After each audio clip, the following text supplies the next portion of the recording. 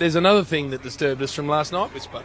Well, it wasn't so much last night. It's just, Gaz, he's he just needs to be seen and heard, Spud, doesn't he? He's got enough jobs by way of his normal calendar, but he just needs to get more. He's my man, and I cast an eye over everything he does. I do. I run a lot of things by Gary. A fatherly eye, I like to look upon it, and occasionally I've had to pull him up, but particularly when him and Ruzzi commentating. But what he's got now is a set of chomps that deserves more me time, visual time, because he's been a very good audio performer, but now he's got the chomps. He needs to be seen more. Well, just going back on just how he needs to be heard as well as seen. What are you he went at? back to, like, look, 2 Fridays ago, we didn't really want him to come on this road trip we had when Chief couldn't come, but you eventually had him and he said, I want to come. So he just added that to his curricula. He went, we switched on during the week on the Collingwood private TV show that goes to members, and it's on Foxtel. It's a really good show. He didn't run this past. He was on this as well. I looked up at one stage and he's talking on the Collingwood show, the club, and then I flick on to the Cracker, by the way. Yeah, but you were very on it. sensitive. You were on it. I only saw you, and I didn't coach see him the for story. 6 years. I then go on the AFL website the day after this, the very well-run AFL website, and a very good program, and you're on this as well. And it's fair to say, Spud, you didn't really bring too much to the table in this particular interview. You were dealing with the Coaches Association, and very good interview from Matty Thompson and Ashley Brown, and you sat in the middle of those two guys. Be careful and here. You're coming in with the information out of the coaches' survey, and this is off the top of the program. If this is all that was in the survey, Spud, I'm not sure you brought to the table what they were hoping you to bring. No. Matty Thompson interviewing you on the AFL website during the week.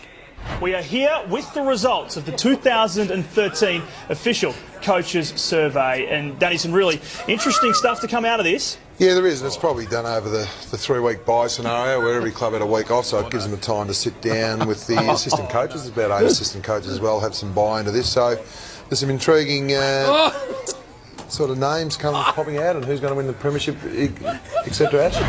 Intriguing names as the coaches who's going to win the premiership, etc. Well, that hurts when you laugh so, and you mean it. Come on, Spud. I didn't want to let everything out at the start. It was their job to ask me about the survey, and I should have just said hello. Let's get on with it. Be very careful where you're going with it. What would have been intriguing is if one of them said who's going to coach Melbourne or something, but you're not sure the premiership. This is actually coming from you, who you do this show every twice a week. You actually run the show, so you're actually talking. No, you're talking AFL media down. Here's a guy that gets a good wedge. You down, Ashley Brown and Matt Thompson were doing a very good job and have been all year. Out the goodness you of me brought heart, them down. You go in for a wedge. You put your wedge and your invoice no, I don't, in twice. Yes, you brought them down in that. I'm sorry. Spud, all I know is that we were doing our very best work last night on Friday Night Football, and as we were just in the middle of something on air, I looked up at one of the 4 screens that we've got in the commentary box, and there you were. On 2 of them. On 2 of them. Different shows. You're on 2 of them. With a real sort of stiff shirt on and a real serious look about yourself. Look at Spud. I'll comment from... Look, I probably do have to back it down a little bit. It's all about me. I'll cop it from you, I'll cop it from you. I won't cop it from you. You know why?